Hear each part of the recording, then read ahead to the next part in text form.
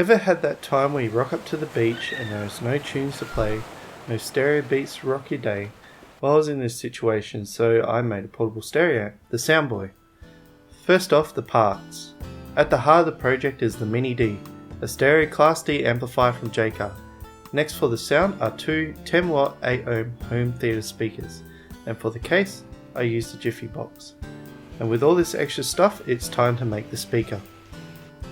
Once I had everything, I could start measuring and testing out the placement to get a rough idea of what I was going to do. It was easy enough to place it on the box to see if anything was going to touch. For the amp circuit, I wanted to see if I could just make the circuit fit or I would have to mod it. I chose to extend the connectors so I could have all the controls mounted to one side. With the layout set, it was time to start designing the labels.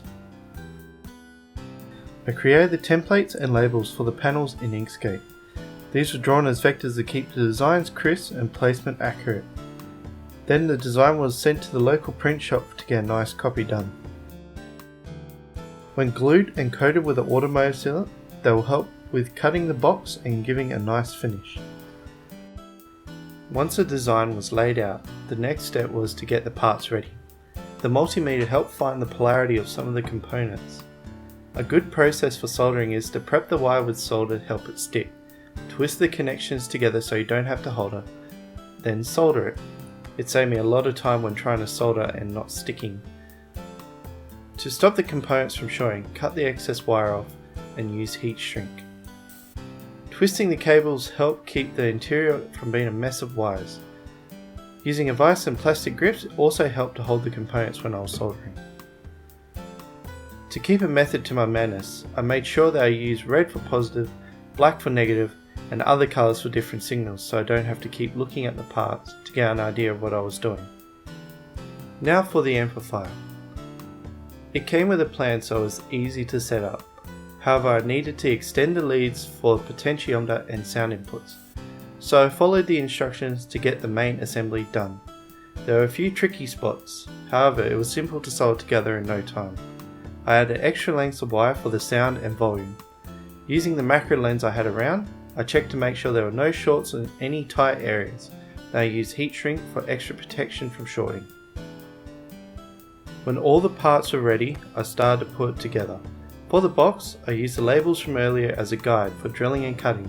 Then I coated it in the automotive sealant I used for my Game Boy cases to protect the artwork. The amplifier had screw crimps, so wiring it was pretty easy. I loosely tightened the parts together so I could turn it on. This was the dry run and I used my chip tunes as a test. All in all, it worked great.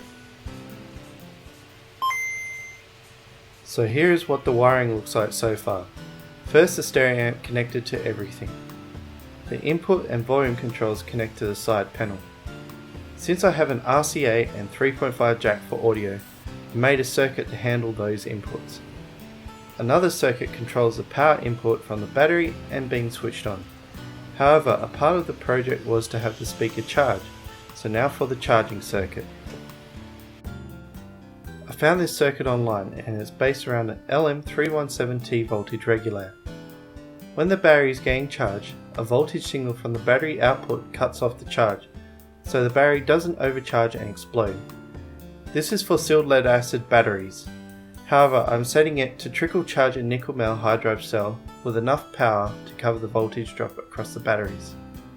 I will also add a temperature sensor so it will cut off the charge if the batteries are getting too hot.